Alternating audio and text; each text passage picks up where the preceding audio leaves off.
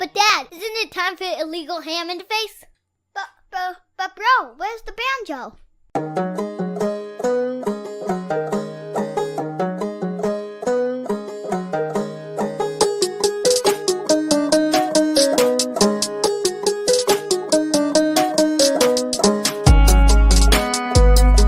Some Cleveland sports shows try to give you hot takes, but only one can give you a big old piece of hot ham.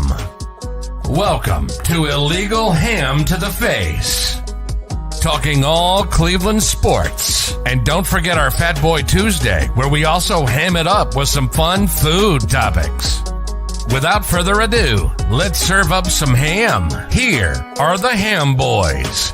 Fatty, Big Bri, and my cousin Vinny.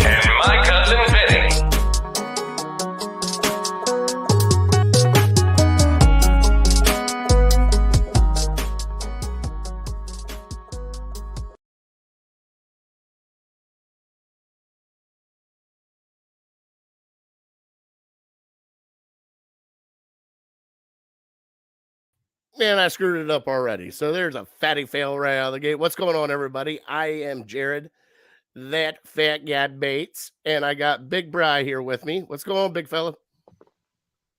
Hey, man, good to be back. I know we've had a couple vacations, and it's been kind of chill lately. We do have to start out our show with a little bit of a somber note. My cousin Vinny has taken a step away from the show for a little bit. Hopefully he will come back. Seat's always here for him. He just needed to kind of take a break and recharge himself and kind of just get back to normal, I guess, is what I can say. We're going to miss him. We love him. I told him that his seat's always here. Actually, I'm staring at it right now because I can't get it out of the house, but we'll definitely miss him. And hope that he'll come back and have some fun with us here later on during the football season, but we'll see how it goes. But other than that, Bri, how was your past 2 weeks, bud? I mean, we've been everywhere. I've been to Vegas. You've been handling your business at home. How have you been, bud? It's been crazy, but it's been good. I mean, yeah, every day above ground is a good day. So been dealing with some stuff, been busy. Can't complain too much, though. Excited for football season. I'll put it that way. And needless to say, that performance on Friday night didn't wet my whistle. So still getting excited. I don't know why I get excited for these preseason games, but it's football. It means it's right around the corner. I mean, college football would be here before you know it, then the NFL. So we're within a month. Yeah, we're definitely right there. And like you said, I mean, we had the Hall of Fame game, which, you know, is always the start of football season, but nobody really plays in it. It's just kind of a celebration that kind of football's back. And then we had our game on, it was Friday night, right? Mm-hmm. And it was not pretty, but we'll get into that here a little bit later. So let's get into the rundown real quick for our show, Bri. First off, we are going to get into trivia time. And Bri, I hope you have a trivia. I got you. I have been slacking on the trivia front. That is my fault. I had a whole bunch saved up, and I don't know what I did with them. So that's my bad. We have shout-outs to do. We got to thank Harold and the APA here in just a little bit because we definitely had a blast. We're going to get into the Browns and the Jags preseason game. We got to get into Kareem Hunt wanting a trade. We got to get into injuries to our centers and if we should have J.C. Treasure back. We got to get into wide receivers that can't catch the damn ball when it hits them in the face. We also got to get into our quarterback who did not look so great coming out. And some of the chants that came out of the Jaguars end zone was not the greatest. And then we'll get into our new segment here. We have the Big O Player of the Week. We have the Big D Player of the Week. And we have the hashtag Just Not My Day Player of the Week. Okay, I get down with that. Get down with that. Then sure. We're going to Fat Boy Tuesday, which is my Vegas trip. And Bri, I got some stories to tell you. And then we are going to finish off with our top 3 defensive players We're going to do 3 top defensive players this year for your Browns, plus a sleeper. And then next week we will do offensive players. Okay, so these are what Brian and I are thinking. Like, obviously, Myles Garrett's going to be on both of ours, but we have some others that we might disagree on and might agree on, and then a sleeper for the season to watch out for. And I got a couple that I think you might be interested in. Sure. On that note, Bri, let's get into our wonderful sponsor, which we might have another one here within a couple weeks. I've been on the phone with them, Bri. They're on vacation right now, so we might have a new sponsor for our Fat Boy Tuesday, which I'm very excited about. But Harold Keel and Lake Area APA, I mean, we had, let's see here, 2 8-ball teams, 2 9-ball teams, a women's, say it again, a women's national championship, world championship. The Cleveland ladies from Ohio. Cleveland ladies brought it home. They won it over. Cleveland ladies brought it home from Lake Erie APA. They brought it home. $10,000 check they brought home between the 4 of them, 4 or 5 of them. Great. So on that, congratulations. We had 2 9-ball teams. We had a captain's team. One of the 9-ball teams finished 33rd. I think the captain's team that I was supposed to be on, because I couldn't make it because of work, but they finished 16th. So we had a very, very, very good showing there in Vegas, and it was a great time. And Bri, when I say it's a great time, like when you walk into this place, there's over 400 pool tables in this place. Wow. I mean, it was just like you walking in, they had 3 different rooms, and you're just like, what the hell did I just walk into? But I'll explain more during our Vegas trip. But I want to thank Harold. Harold came out, had a couple beers with us out there. He told me to calm down because Fatty got a little fired up on one of the pool tables. Oh boy. Oh, it wasn't bad. I was just having a blast. And handicaps were brought up, and I started laughing. I'm like, I'm in Vegas. I don't care about handicaps anymore. And then that just ruined the mood. But I just picture you as Chris Farley, JoJo the Idiot Circus Boy with a pretty new pet. Pretty much. That's pretty much what it was, Bri. I almost guarantee that's exactly what it was. So, but we'll get into our shout outs. Bri, do you have any shout outs this week? I know Lily's Lemonade sold out this weekend, right? Yeah, we did pretty well. We got another event coming up this Sunday. So yeah, I guess if you're in the Medina area, come check it out. But yeah. Honestly, it's a poor job on my part because I don't really have any shout outs. I know you were excited about your trip to Vegas, so I was going to bequeath my shout out time to you and let you go all in, get it out of your system, and yeah, give us the full rundown. Did Vinny make it? Vinny did not make it. Oh, bummer. We had 2 of our players not be able to make it. One actually showed up later, but we were already out of it. My pool team finished 276 out of 700 something. So we did all right. It was just, man, it is a lot of people, a lot of pool tables. It was like, so we played 3 teams when we were there, 3 or 4, I think 3. We played 2 teams from we played 4. So we played 2 teams from Illinois, a team from Connecticut, and then a team from Vermont. But they had teams from Japan, Canada. It was crazy, like how many people were there. And then they had all these mini tournaments that you could get into, which I'm not allowed to talk about the mini tournaments because after we got beat out, we kind of cleaned up the mini tournaments a little bit. People were kind of like, oh, yeah, you must be from Cleveland because you guys are playing so good. And shut up. Yeah, we got that stigma for us. But, I mean, it was great. It really was. Like, I got to meet Mike Massey, the guy that does that jumps in the boot. Amazing human being. I got to meet Corey Dole. I got to meet a couple of other trick shot artists that were out there that just doing exhibitions and stuff. There was so many vendors out there, Bri, between pool sticks, between T-shirts, between whatever you want. They had specials for the league that was out there for drink specials, food specials. I mean, it's a really great time, and I'm glad I went. I really am. But we'll get into that. we'll get more into food. Go ahead. I didn't hear anything past Mike Massey. You had me there. And with all due respect to Harold and the APA, I'm more concerned with the stuff that happened away from the pool table and those stories. Those are the stories that we want to hear. So I'll give you a little nibble. So Mike Massey and Corey Dole were playing pool on this table, right? And they went against your handicap. So you would pay them $20. You could play them whenever you want. Okay. So they would play you one-handed, depending on where your handicap was. So I was like, oh yeah, I got this all day. I was like, I should do that. And I watched them play one-handed. I'm like, I don't know what I was thinking. Them one-handed is better than me with like 6 hands. Like, this is ridiculous. Pretty damn good. Like, he broke and ran out of rack one-handed. How do you do that? How do you do that, Bri? So was there time to go to bars, casinos? That's the meaty stuff, the juicy stuff I'm looking for. There was definitely a lot of stuff in between.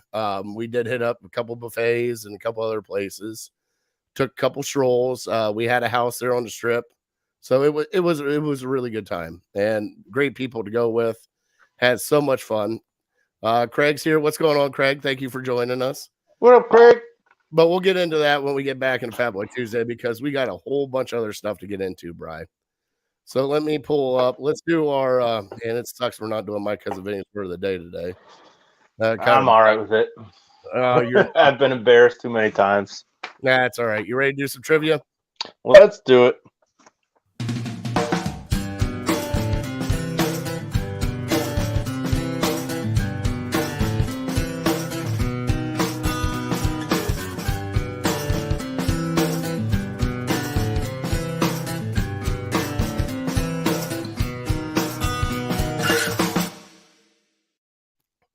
You know, it's really funny, Brian. I forget to tell people that we are live on Facebook, YouTube, and Twitter on all of our platforms, our Legal Ham to the Face platforms, and now also on Twitch. Yeah. So go into Twitch, search Legal Ham to the Face, give us a like and subscribe. I had to make sure that we were actually going live because I didn't see anything. And yeah, we're actually live on Twitch right now. So it's actually kind of cool. Cool. No, I did not win. We'll get into it here a little bit later. I won a couple other things though. So we'll we talked about doing the old 96er, the steak eating contest, but I wasn't about to pay that amount of money for a steak eating contest. Which is how much for a 96-ounce steak? Well, the biggest one that we found out there was a 64-ounce, I believe it was.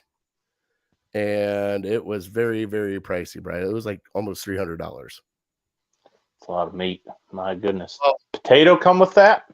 Everything came with it. We also found a $2,500 steak. I'm speechless because I've seen stupid stuff like that. Covered in 24-karat gold flakes. Exactly. That's what I've seen. Yeah, like, $2,000 burgers and it's covered with gold. Like, who the hell's buying that? And I mean, other than just to do it because you got that kind of money, it's the dumbest thing. But people are dumb, so I'm sure several rich people do it just to post it on Twitter or Facebook or something. Oh yeah. So our trivia, go ahead. No, you go. So our trivia is not brought to you by. Oh no, wait, it is Papa V and Curb Appeal. Good old Papa V and Curb Appeal 419.com. All right, which reminds me, I gotta call Papa V this week. Yep. Okay, here we go. Before I get to trivia, I got on the side TV here. ESPN's doing their fantasy football 24-hour thing. We gotta maybe by next week. I'll have an announcement regarding fantasy football because it's starting to get that time. I know, right? So got to figure out if Vinny still wants to do it. Juice gets the automatic bid since he won last year, so that would give us somewhere between 6 and 8 spots to give away. So trying to figure out how to do that. Maybe I'll come up with like a relatively easy trivia question and the first couple people to respond back in with the right answer, maybe they get a spot. Something, just spitballing. Maybe we could talk about it later. But yeah, I mean, we're what, 4 weeks away from opening day, so Yes. it'll be here before you know it. So stay tuned on that on the fantasy football front. Here we go. Since we were last together, the Hall of Fame game came and went, and I got a Hall of Fame trivia question for you. Which NFL franchise has the most Hall of Famers? Ooh, I like that one. I like that one, Bri. Mm-hmm. That's a toughie but a goodie. I like it. It is, right. There's a lot of historical franchises, but the number one franchise has 30. The next closest has 27. So, All right, so there's a couple close. yeah, relatively. Yeah. And to be honest, I don't know if this is up to date, but, they have. That's how we do our trivia on our show. Goddamn Well, right. they have. It's up to date, but I don't know if. I can't remember if I screenshot this before the introductions to this year or after, but it wouldn't change, The team that had 27 didn't have 3 guys going from this year's class. So this team still has a stranglehold on the number 1 spot. Chris is still salty that he lost because of Steelers kicker. That's what happens, Chris, when you trust Steelers. Ask this guy back here. Yeah, right there. Yeah, he's right there. Still crying. Glad to see Still him crying there in the house. I mean, that's kind of nice to see. Back up. All right, and Craig asked if it's a free league. It is a free league. When we do our league, it is a free league. But we also normally have some gifts that we shell out, and I have dropped the ball on Juice so bad. And because I got Justin's. What's really funny is I got Justin's hat sitting right here. Where's my hat? Your hat's still sitting here. I haven't seen you. You working this weekend? Are you? No, I don't think I am. Okay, well, if you're not working this weekend, I don't know when I'm going to get your hat. Well, it might be next weekend. I don't know. Brian called me last week, so it'll be before too long. But I told him we got the lemonade stuff going on now, so I bet he did call you. Oh, we were talking. He was talking my ear off. All right, Brian, I gotta go. And click. Still calls him Chubby. Yeah. Oh, how about our boy Chubby? Who? Yep, we know who that is. All right, Brian, let's get into oh my Lord, I gotta get it. All right, let's get into the Browns beat the Jags 24-13. Pretty much the entire first half was not the greatest, but come to find out we actually have depth on our team and they don't, because second, third stringers actually came through and did some pretty good job. We finally got to see our star quarterback take the field for, what was it, about a quarter, and he just lit it up. And he played a couple quarters, didn't he? Josh Dobbs? Yes, Josh Dobbs. I thought that's who you're talking about, our star. But there's a lot of stuff to digest, and the thing that really came out of it that really kind of crippled Browns right out of the gate, Nick Harris going down in like the second play, blew out his knee, out for the year. There's so much high hopes for him, and that's just right out of the gate. That's just a bummer right there. That's your first injury right there. And it was like, why did it have to be this guy? Like, but I mean, we get him back. He's still young. It's just a blow at preseason shit, like it always happens. Somebody gets injured that you don't want to get injured, especially somebody, most time for us, which is on our offensive line. And it kind of cripples us because just this week we had another center go down. So the kid that we drafted, Dawson, was it Deaton? He's out for the season with an ACL. So we got 2 centers that were down. But we did pick up that kid from Seattle, Piocic. Piocic. I'm going to go with that. He's an MMA fighter. Yep. And that's, yeah. And, that's the thing is, Chris, I have been beaten on the drum about bringing back Treader. It ain't going to happen. And it's not that it should happen. It's just he won't come back. He's not going to come back and take a discount to come back for a team that kind of moved on from him. And I mean, I guess from what they were saying this morning on the King Carmen show this morning, Bri, this is on Treader's side. Like Treader's not budging. Really? It's not the Browns haven't reached out, but I mean, keep an eye out though for some pickups on the waiver wires. And also, there's a couple of centers that the Browns have probably got their eyes on that might get cut that they might bring in just to give a trial run. But they're also training Dunn and who's our other swing guard and to Blake Hance. Dunn and Mm-hmm. yeah. Brooks and Dunn.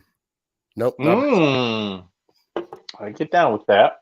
So we got a lot of stuff going on. But Brian, why don't you get into what you thought about our first preseason game and what you thought about at least the first half, because first half was not good. Right. It's just preseason football is preseason football. I get hyped up for it every year, and there I was seeing if any friends wanted to go out, grab a beer, watch the game. Nobody really cared about it, so my wife and I settled in. I made her have a White Russian, and I'm there watching the game, and I don't know. I don't know if I even made it to the end of the first quarter before I was bored. But I finished watching the second half and then, or the first half, second quarter, and second half, I was just sporadic about it. I was like, here you go. You want the remote? Because there's not a whole lot you can take from it, really. I know Dobbs looked good, and maybe that makes you feel a little bit better about our backup quarterback, but he could still come out in the regular season and throw 4 interceptions and get sacked 5 times. So it's hard to take too much from it. It's good to see the young guys out there and, people making plays. I thought Jordan Elliott had a decent game. Hopefully he's taken that next step based on what we saw from the very limited amount. MJ Emerson, that was a fantastic play that he made. So from a rookie playing in his first ever NFL exhibition game, that was pretty nice to see. Obviously, Jerome Ford is kind of the guy that gets all the headlines, and I was a little surprised.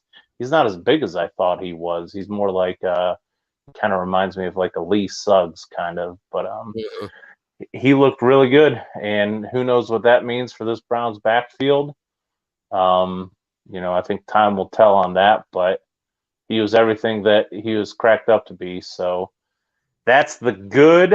The bad is the receiving core. And obviously Anthony Schwartz had that one real bad drop, and then he had that other one where it was kind of fired a little bit low, and he went down to get it and couldn't come up with it. So obviously that gives you some concern considering, the play last year where Baker got hurt. Him not selling out, him being this 3rd round pick that everyone told us we overdrafted him. We tried to look at his speed and how fast he was and say, it doesn't matter, he'll come through. And, I don't know if you give up on him after one bad preseason game, but you're certainly not encouraged. And another guy, let's be honest, I don't think DPJ played very great. I don't know if he had any catches. I know he had a hold. He had a missed block on a run. And, those are the little things that if you want to play receiver in this league and in this offense, you have to be a good blocking receiver. That's something that maybe we took for granted with Jarvis Landry last year, and how he was willing to get a little dirty, and his just veteran leadership in that locker room and telling guys, hey, if this is what you're asked to do, this is what you have to do to get on the field and stay on the field.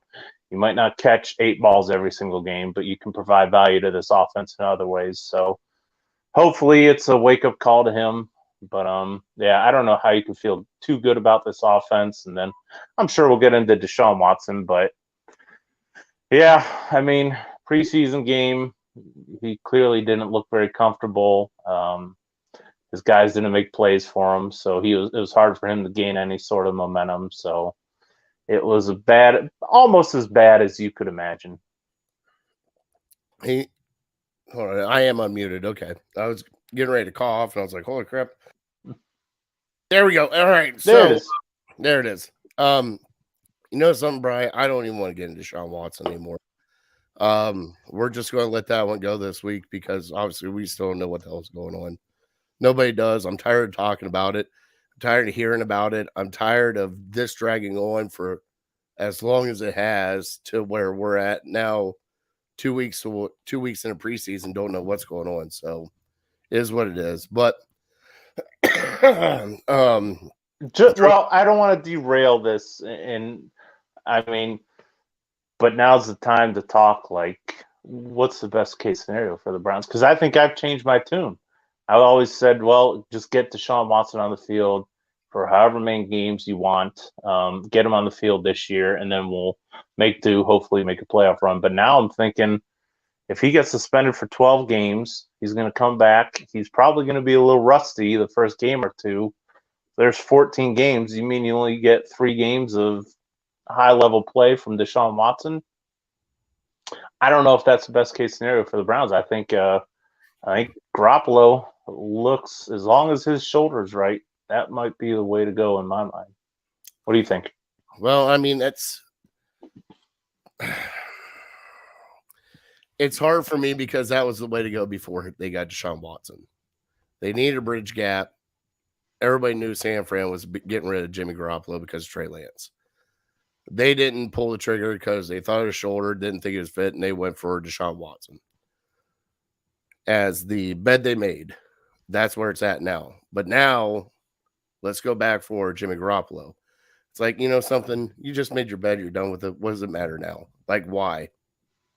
So you think they should have gotten Garoppolo instead of Watson in the first place? Well, with all the baggage and everything else that's going on now, Bri. I mean, sure. I thought that beforehand. I thought that way beforehand. I thought this was a horrible, horrible trade they did because you didn't know the outcome. You didn't know the outcome, Bri.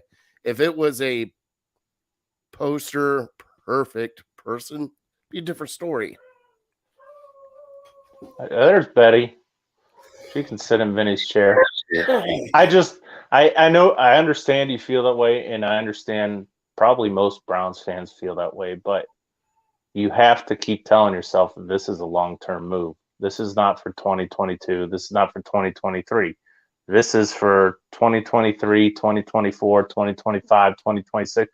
I mean, if Watson is truly that elite quarterback that very rarely comes available in his prime, you know, Peyton Manning was probably past his prime when he went to Denver. Very rarely do you get an elite quarterback in his prime. Hold on. You might have him for 10, 15 years. So, I mean, in 12 years from now, I think hopefully will be singing a different tune. But right now, he has not paid off any good at all. But it's just all been bad. I understand. But what you're saying right now is a franchise quarterback in his prime. There's a reason why he was available. Not because he's a franchise quarterback. There's a reason why he's available because there's baggage. And not a little bit of baggage, a lot of baggage. Because Cleveland Browns front office thought this was going to be 6 games, maybe 8 games. This is going to be swept under the rug. It's going to be completely done with. It is not. And it has drug out longer than what the front office thought it was going to be. Yeah, but that's not the Browns' fault. That's the NFL's fault for screwing Cleveland over. Okay, they screwed Cleveland over. That's completely fine. But at this point in time, the Browns went for a guy. I thought it was going to be 6 games. It's going to be more now. Most other teams wouldn't even touch him. Like, I understand there's 13 teams that were going to go trade for him. If they know what they know now, would those 13 teams trade for him? I believe so. Because it's the long run play. It's not for 2022. You knew you're jumping into bed with this guy, and you have to be committed to him for long term, because I think personally it's the reason he was available was not because he had all this going on. The reason he was available was because he told the Texans, I don't want to play for this franchise anymore. I think it was more like an NBA move, like, you know, Kyrie. I liken what Deshaun Watson did and why he was available to what Kyrie did. I don't want to play for this organization anymore, and you have to move me. Yeah, but the Texans didn't have to do it, and they played it smart. They, fleeced the one team that they could that wanted them the most, and they got him. It's already done and over with. I just wouldn't have made that trade. And I understand where you're coming from 2, 3, 4 years down the road. But guess what, Bri? If he gets suspended another year, that's 3 years without football for this guy. 3 years he hasn't touched a football. Oh, Colin Kaepernick hasn't touched a football. And it's just the same. Like, you can be great all you want to. 3 years without touching a football and actually playing in a meaningful football game. Come on. Yeah, maybe it's just the optimist in me that when he comes back, he will be that player that he was in 2020 and 2019, 2018. And the truth is, we just don't know. Nobody knows. And that's the thing. That's the thing that sucks about being a Browns fan, because nobody knows. And, Brian, I know where my stance is, and I know where yours. And I want to be a Browns fan. I want to win. I get it. I understand why they did it. I understand you and I have beat this to death. I understand Baker was probably not the guy to take us there. Does he have the talent to take us there? Yes. Can he get on the field? We don't know yet. We don't know yet, because that suspension still hasn't been completely done yet, and it could be indefinite. I mean, we could have a Josh Gordon on our hands where he's like, I think you might be okay, but we're going to drag this on for another 6 weeks. It could be whatever the NFL wants to do to this guy is where we're at now. Yeah, Bohica, Cleveland. I mean, the NFL is just toying with your emotions, and they really don't give a crap. We're starting to find out why Roger Goodell gets booed every place he goes during the draft. He really hasn't screwed Cleveland over up to this point, other than maybe the Josh Gordon situation. But yeah, he's certainly screwing us over now. I mean, if he just came out with this decision that, hey, he's done for the year 2 months ago, like reports were that that's what he wanted, and if that's what ends up happening, the Browns could have traded for Garoppolo 2 months ago, and we'd probably be in a much better place than we are right now. So, yeah, it sucks, and we can say it till we're blue in the face. It sucks. It sucks. It sucks. You know what I would have done if I was the Browns organization on Friday? I would look Deshaun Watson straight in the face, be like, they're not wanting to play you this year. You're playing this entire game. I would have let him take that entire game and just go play. Go play, have fun. Go ball out, do whatever you want to do. Playbook's yours. You just call them out in the huddle. I don't care. Go ball out. Have fun. Go have fun, because this might be the last time you get on the field this year. And if this is the last time you're going to get on the field this year, I want to see what you actually do have left in the tank. And it might be with second and third and fourth stringers, but I want you to ball out and have fun. Show me that Deshaun Watson from old. I need to see it. And I saw like a glimpse of it on one pass, maybe two. And then, oh my, did you even hear the chants that were coming out of the Jaguars? I heard people talking about it. Can you elaborate? I heard people saying, oh, it was bad. There was a couple of them. The very first one, when the Browns were within like the 10-yard line, there was a chant saying that you should be in jail. Oh, sure. There was also the happy endings chant. Mm-hmm. There was also there's going to be no holds bar on this shouldn't come as a surprise to anyone if you know NFL stadiums.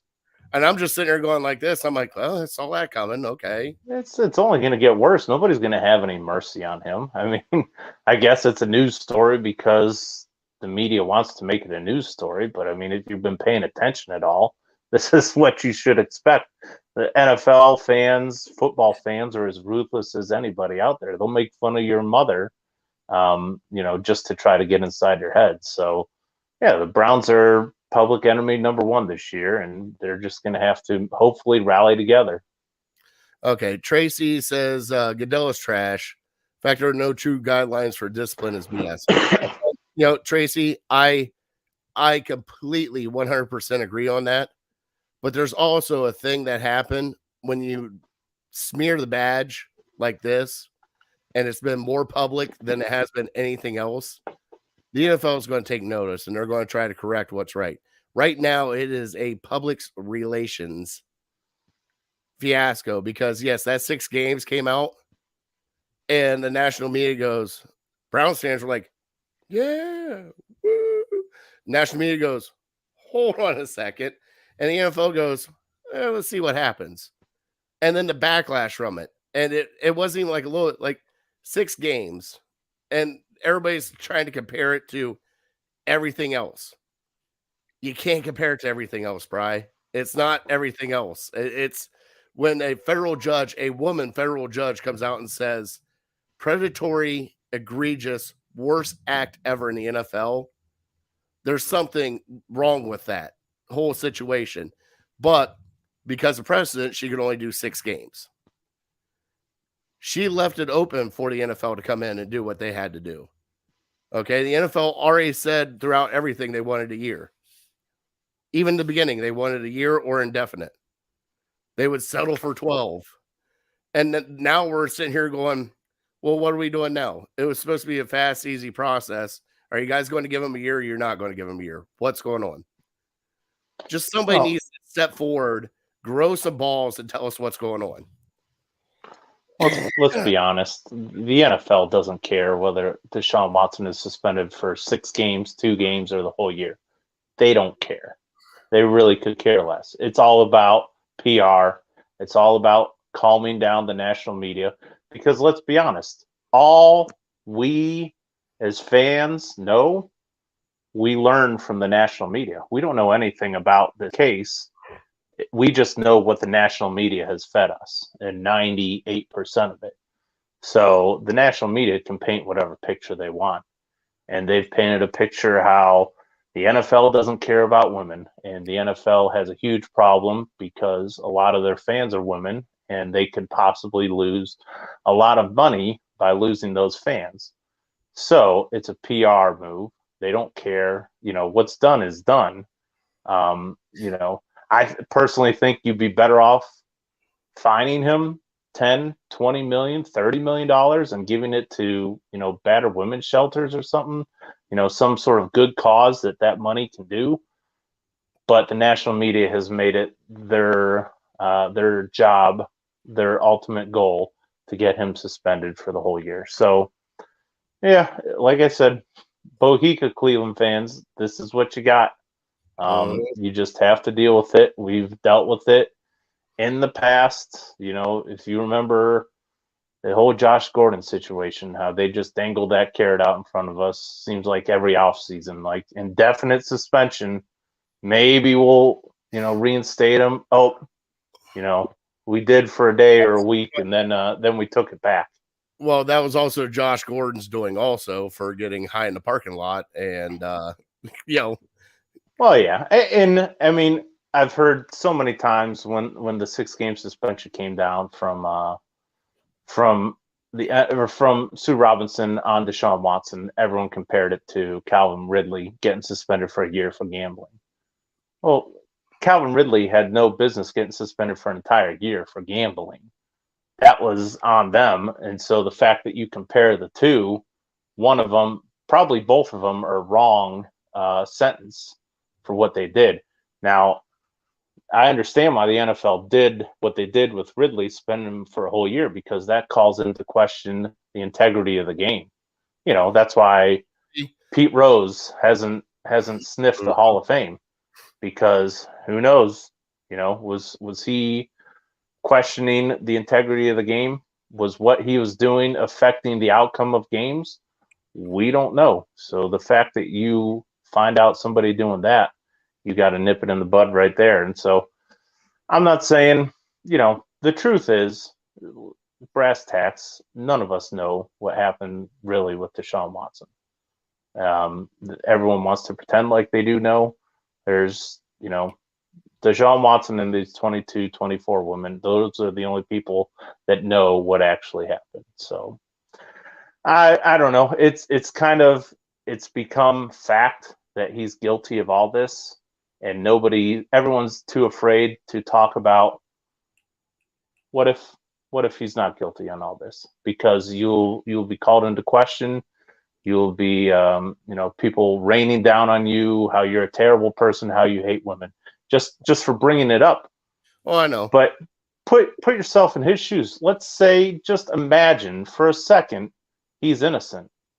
What would you do in his shoes? Would you agree to, saying that you're this predator, that you're this person that you've been accused of, or would No. you try to fight it and try to clear your good name? I don't know. I mean, it's a hard decision to make. So who knows what happened? I mean, At that I'm point in sure time, people will Brian, hate on me. I would try to clear my name. Right. And so that's why, up until this past weekend, he really didn't apologize. I mean, but the NFL is telling you, hey, if you don't apologize, you will be gone for the whole year. So you have to make up your mind. Like, do you stick to your guns? Well, see, so that's what Chris just put up. I think management told him to apologize. I don't think it was management. I really do think it was a report that Sue Robinson put out there because he was unapologetic. He came off his course, unapologetic, and throughout all the everything that's like it, he just no. But for him to come out and apologize now tells me right now he wants to play this year, and he's trying to do anything and everything he can to put this behind him and play this year. And you know something? When I heard the apology, everybody's like, well, at least he apologized. And I give that like a 3 out of 10. That's like a kid that breaks a window going, I'm sorry, I broke your window.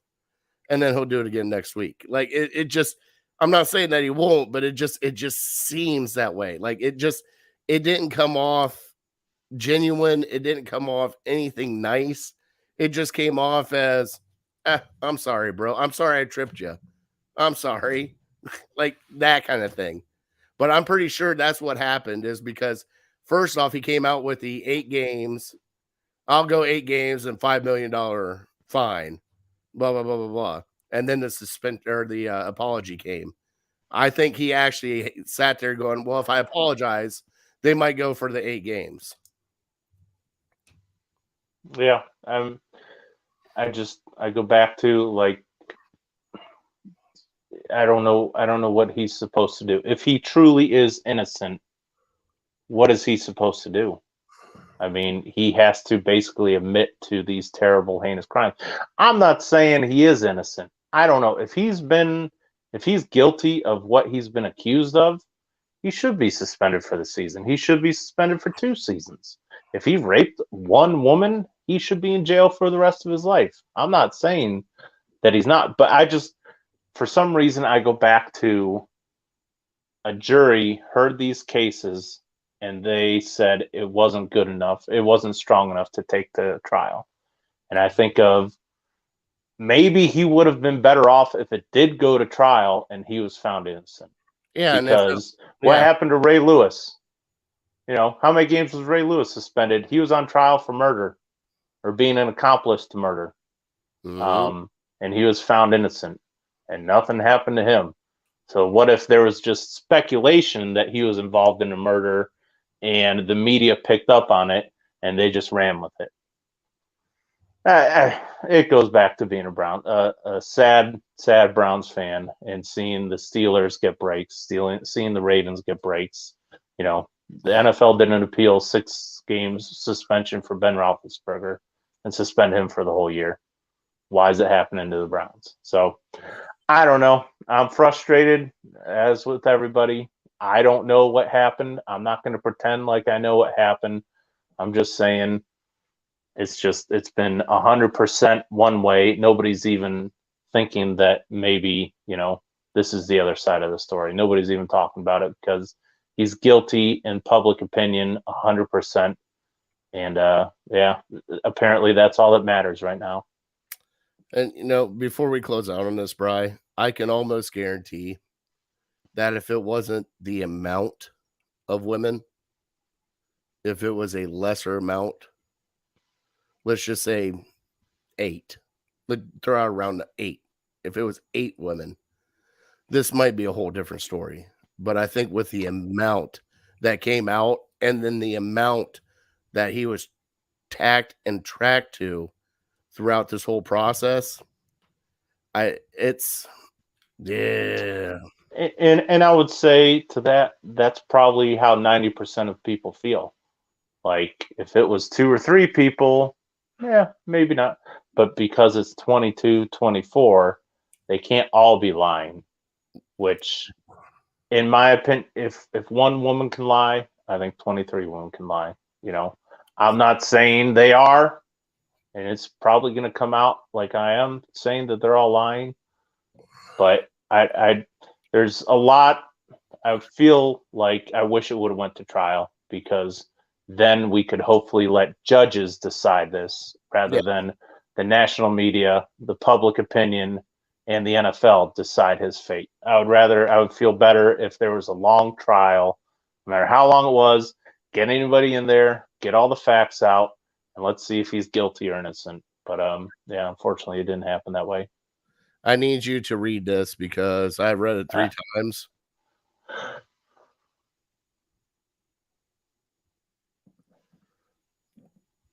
I don't know. Okay. Just wanted to make sure on that one. I'm guessing Citizen was a spell check or a autocorrect or something. Well, it comes to find out that he does the talk to text, and Right.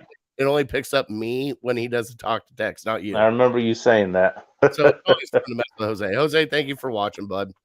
I'll see you tomorrow morning.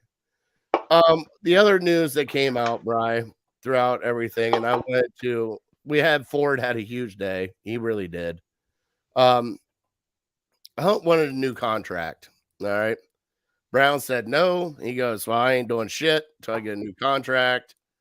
And then I have a feeling Chubb got in his ear and he is playing football again.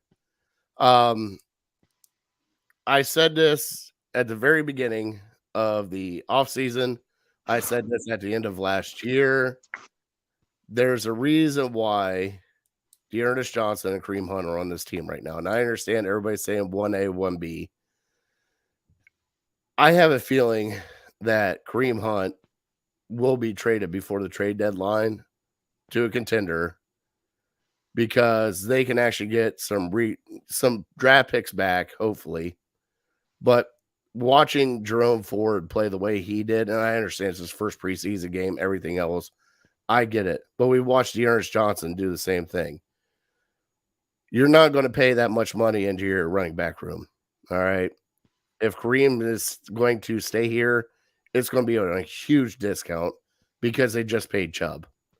They got 2 guys behind him. One, Jerome Ford, really young. You got Demetric Felton still on the roster, who's a little scat back. Kareem, I love you. You're 27 now, which is crazy. I think he's only 27 years old, Bri. 27 years old. But I said this from the beginning. I said, if any of these running backs are getting moved, I have a horrible feeling it's going to be Kareem Hunt. And when this first came out saying that he wanted to be moved or traded because he didn't get his new contract, I'm like, well, here it is. But right now, the Browns said no. The Browns are going to use him. I mean, how do you feel about Hunt wanting a new contract and everything else that happened? I get Hunt doing what he did.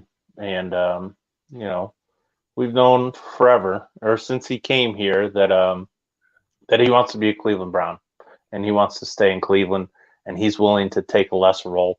If he stayed, I mean, obviously it wasn't his choice to stay in Kansas City, but if he went to another contender rather than going to Cleveland, there's no doubt in my mind everyone would consider him a top 10 running back and maybe a top 5 running back. So he chose to take a lesser role to come to Cleveland, and it's pretty cool how him and Nick Chubb have developed this friendship. But I think, to me personally, I think if the Browns traded Kareem Hunt, that would be a gigantic mistake. Because maybe if you had Deshaun Watson for 16 games, 17 games, maybe it wouldn't be that big of a deal. You need to rely on this running game. This running game is going to be what wins you games. And it can't be Nick Chubb 90% of the time. It can't be Nick Chubb 80 or 75% of the time. You need Nick Chubb fresh, and the only way to keep him fresh is to bring in another elite back where you're not losing much. And you need to lean on both these guys. And I'm saying even give Johnson a couple carries a game, give Ford a couple carries a game. You might have to run the ball 30 times a game. And I know based on last year with Stefanski and an injured Baker, that he proved that he's not going to do that. But I think you go into this season with a whole different outlook than you did last year. And you have the offensive line, you have the horses in the backfield, and if you take Kareem Hunt out, he's already under contract for this year, so it's not like you got to give him a giant contract now or next week or something. You got him for this year. So I think the best way to give yourself the best chance to win, Hunt touch the ball 15 times, Chubb touch the ball 15 times, and then break off a couple extra for your other guys. And yeah, I think you're not going to get the value that Kareem Hunt deserves. You're not going to get a first-round pick. He's probably worth a first-round pick, in my opinion. You might only get a third, or you might get, a adequate starter or a backup or something like that for him. Maybe a wide receiver 3 or a decent wide receiver 2. I think he's more valuable to this team than anything that you can bring back in a trade. So I think you run it out with him this year. You deal with, I'm not sure, to be honest, if he's a restricted free agent, unrestricted free agent after this year. But I think you find a way to bring him back. And I'd love to have him, Nick Chubb, for the next 3 years, to be honest. Part of me thinks the Browns made a big mistake. And I mean, I'm going to continue to flash the spotlight all year on David Njoku, because you're giving him top 5 tight end money. And right now, he's not even a top 10 tight end.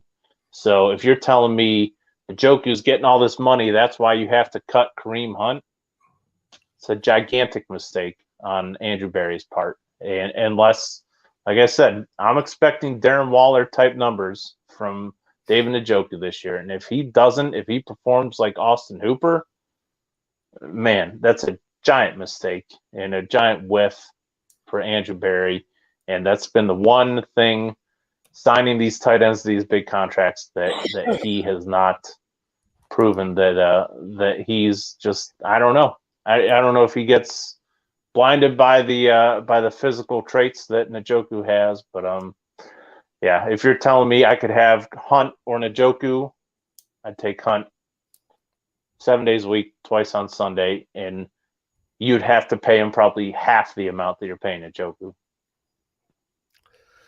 All right, big fella. You ready to get into our Big O player of the week? Okay. I wish I had a sounder for it, but I don't. So, all right, Brian, give me your Big O player of the week. So we're looking back for the last week's game, right? Yes. I'm going to throw out Josh Dobbs. I don't think, I didn't expect, I went in with very, very low expectations for Dobbs and Rosen. And I know it's a preseason game, but I just expected him to be so mediocre, completing half his passes, dumping it down every single time. I think a couple more performances like that in the preseason, that would make me feel a lot better about him going into our regular season as our backup. Right. I still wouldn't feel great about it because he doesn't have a whole lot of starting experience, but I think you could do worse than him at this point. I mean, if you look around at the backups in the NFL, they're a bunch of no-name guys. So made me breathe a little bit of a sigh of relief. All right, my Big O player of the week. I got to go with Craig Foster on this one. Jerome Ford had a hell of a game. He really did. Showed up, showed out, and I'll tell you what, that little patience run where he did one cut and then he was gone, that reminded me of like Nick Chubb shit right there. Just one cut, gone. Just sure. Out. So give me your Big D player of the week, big fella. Well, there's a couple guys to choose from. I think I'll probably give it to MJ Emerson, just for that one play that he made, because I wasn't expecting anything at all out of him, to be honest. I know he was our first draft pick of this past year's draft, but the third round pick, we have some stud cornerbacks, and Didn't really think he could get onto the field, especially with the ascension of AJ Green and how we've talked him up the last couple of years. But he went out there and he made a play in his very first NFL game. So I got to give him credit for that. And there are a couple other guys. Jacob Phillips, it was good to see him out there again. Jordan Elliott made a hell of a sack with a great move. So I almost gave it to those guys, but the fact that he's a rookie playing in his first game, seeing his first action, I give him a lot of credit for that. All right, so my Big D, I love the Big D of the week.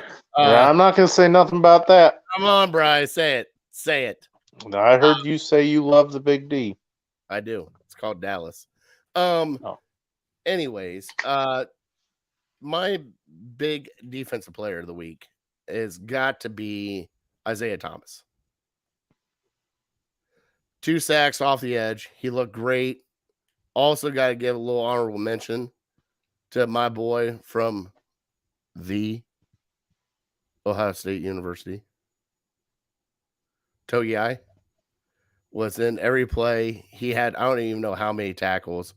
I guess they were talking about, like, people were saying in the press box, every time he, like, Togiai got a tackle, like, where the hell has he been?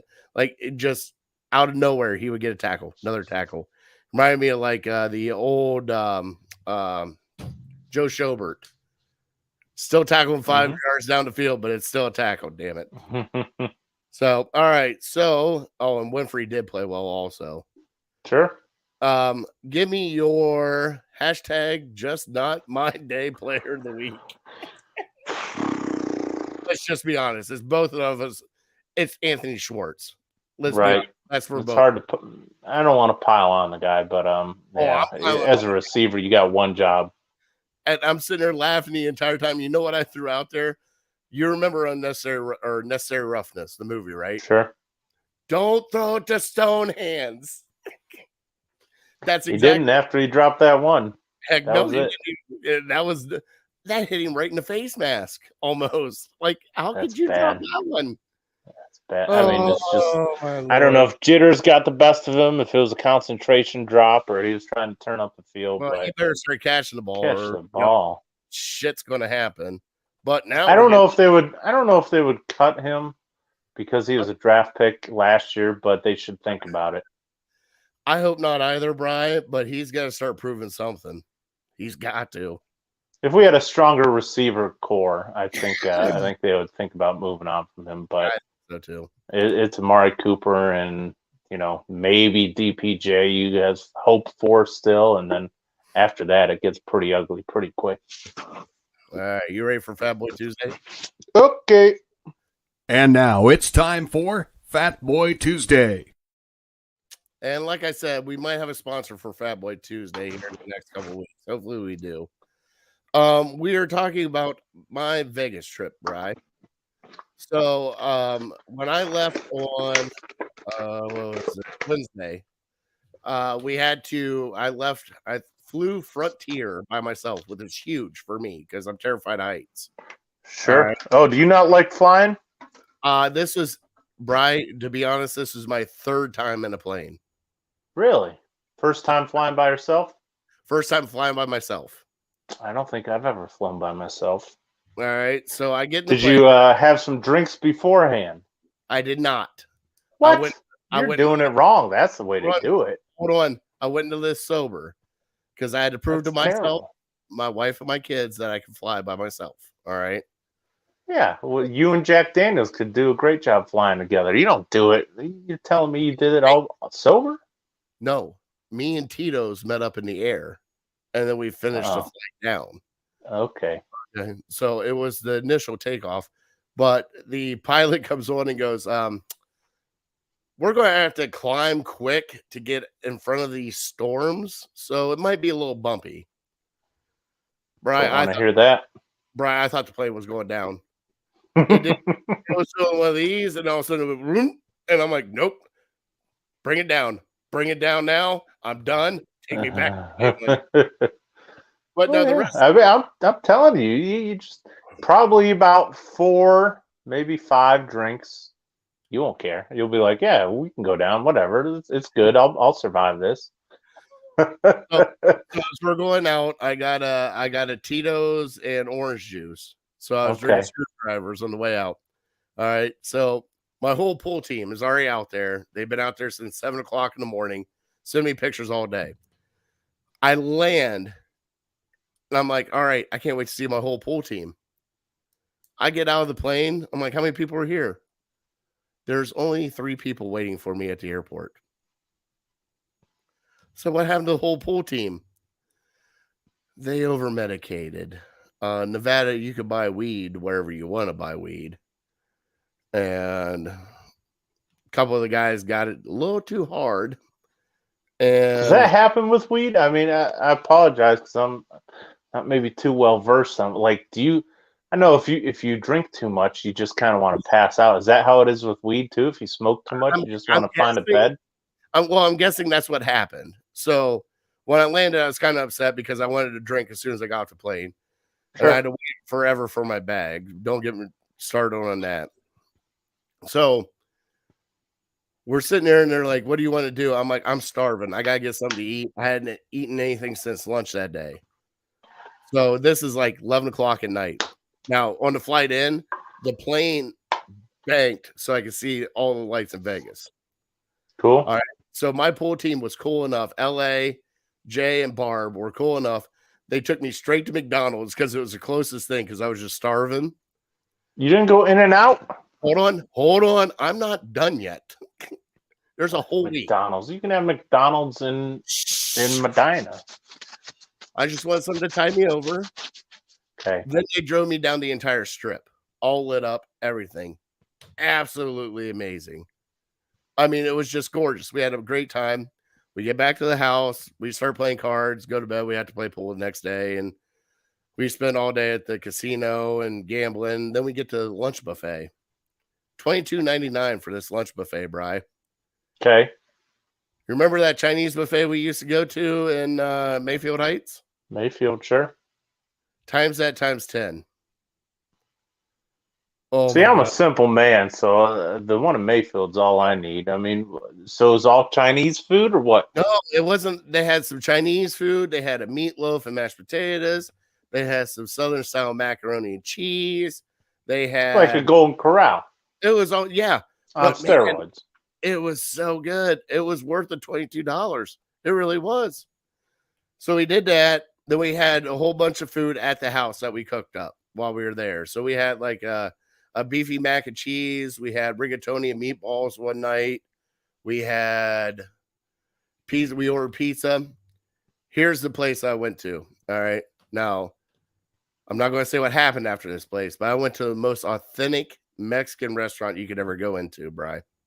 Okay. You want to know how I knew it was that authentic? I don't want to say. No. When you walk in and everybody stops and looks at you, the music stops, everything stops and looks at you and like, I'm just here to eat food and sit down. Best food I've ever had. Hands down the best Mexican food I've Best ever thing you ate on the trip was at That this was the Mexican restaurant? Best thing I ever ate. All right. Everything. Run it down. What'd you get? What's the name of the restaurant? It is I can't say the last word. Viacidad. It is in a strip mall. Okay, Bri? Okay. But it was, you had the chips and sauces. They didn't serve alcoholic drinks. No alcoholic drinks. Out.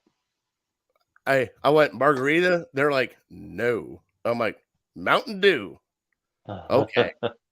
But we got a double smoked queso with chorizo in it. All right. Great. I got one of their special samplers. Came with tortillas. It had shrimp, chicken, steak, all that. It was almost like a fajita melt all together with the Okay. Spanish rice and everything else. We had chicken wings. I even got their smoked chicken wings. Smoked chicken wings were good, Bri. They were really good. Oh, they always are. Oh,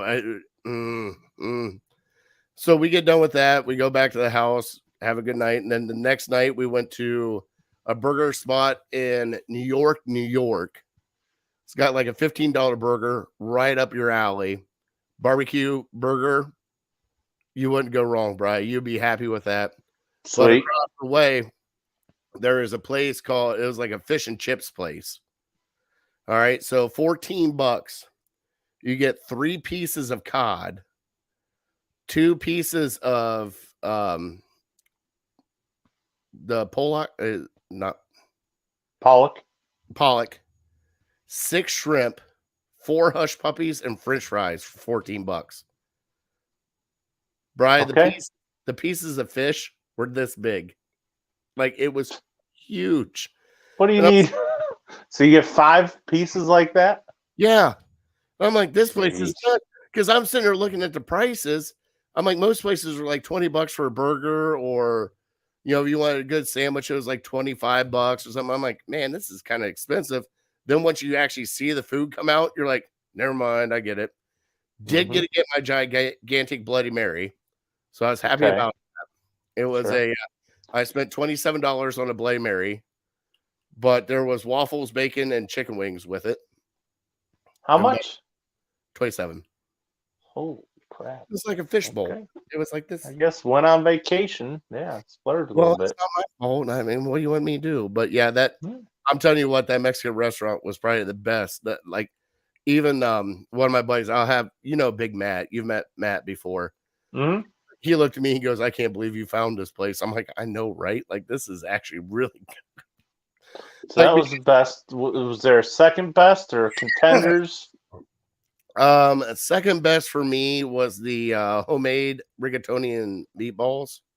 Was really good, because we rented an Airbnb that supposedly slept 10. It was like sleeping in a ranch, but I mean, there was 2 queen beds, another queen bed, 2 twin beds, couches that fold out, all that stuff, kitchen.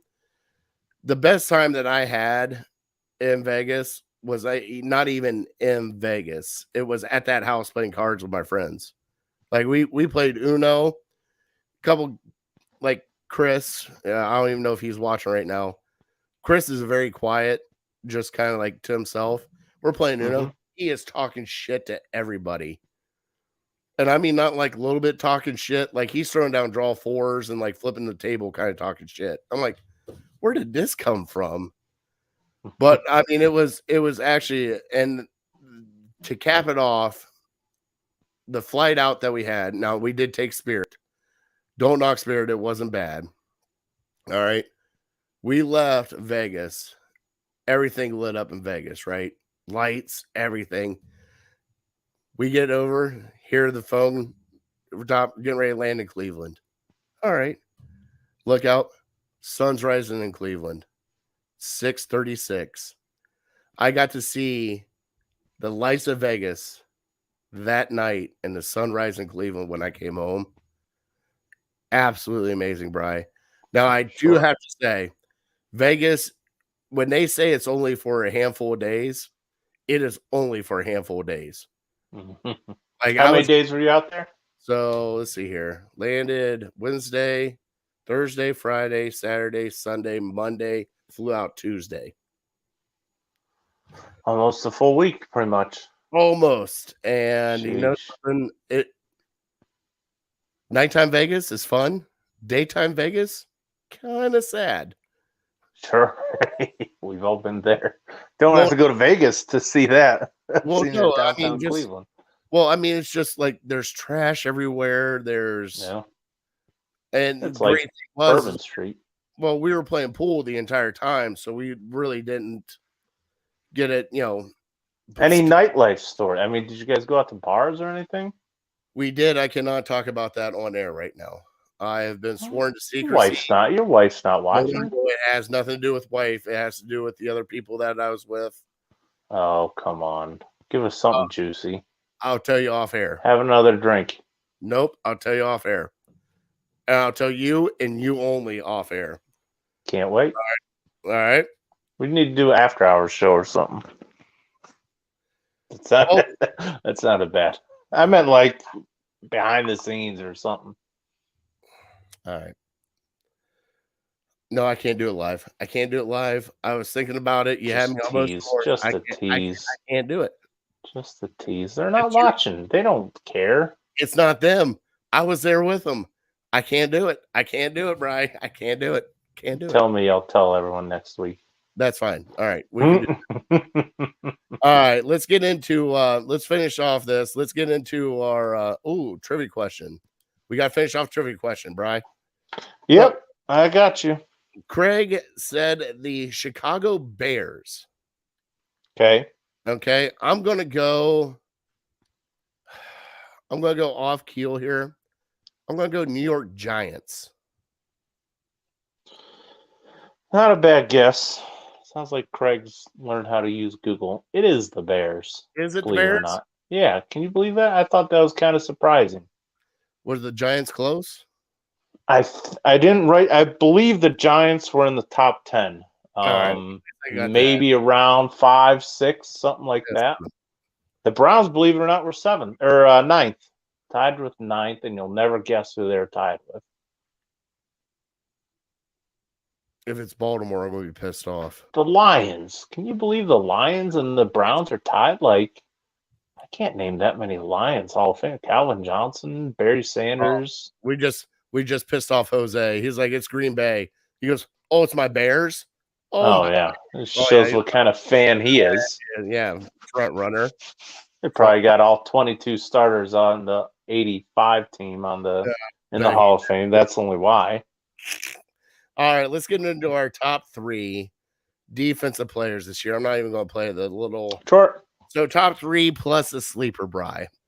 Yep. So we'll go 3. We'll go all the way. All right. So Myles Garrett, you're number 1. I didn't understand the assignment.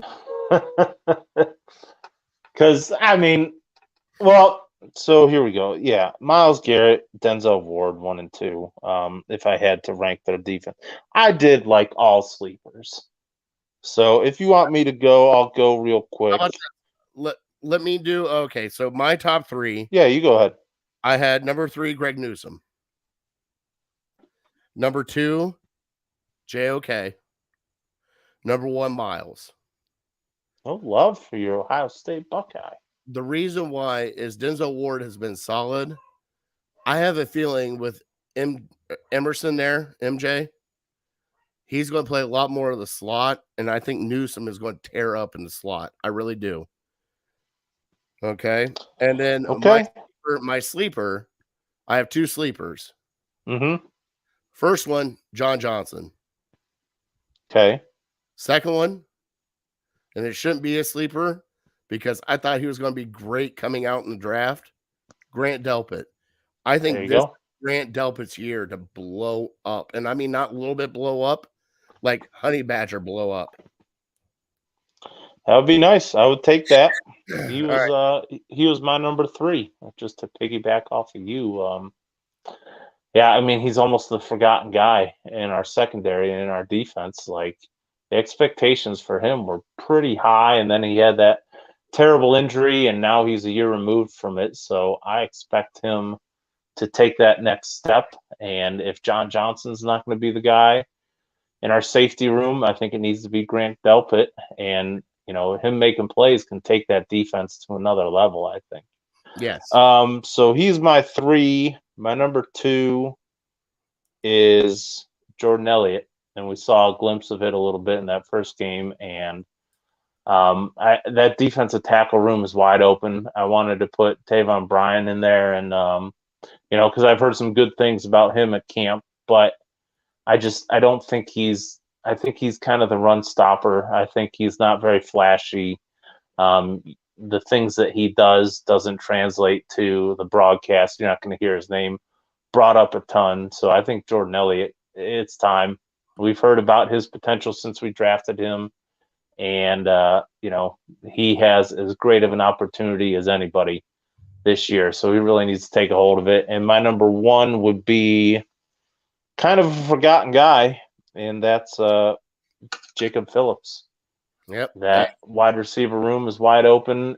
He's, we were expecting big things from him last year, and then he got derailed by that injury. all the attention is going to be on JOK. I think Taki is not more than like a special teams guy or a fill-in guy. So we need that second linebacker, and I don't see why it couldn't be Jacob Phillips. He's got to beef up and stop the run, but he's pretty damn good at getting sideline to sideline and protecting against the pass. So he's got that opportunity if he can just stay healthy and perform the way we hope he should. I mean, that defensive front, not many blockers are going to be paying a whole lot of attention to him. So if he can just do what he did at LSU, remember he was their leading tackler for a national championship team, one of the best teams in the last 25 years. So we need to see that production translate to the NFL. All right. Well, that concludes our show, Bri. You want to give him a God bless? God bless you. God bless America. I will say good night. Good night, everybody. We want to thank our troops and first responders for everything. Thank our sponsor, Hero Keel and the Lake Erie APA, for everything they do for us. And on that note, we are definitely uncorked, unloaded. We're out. See ya. Sweet.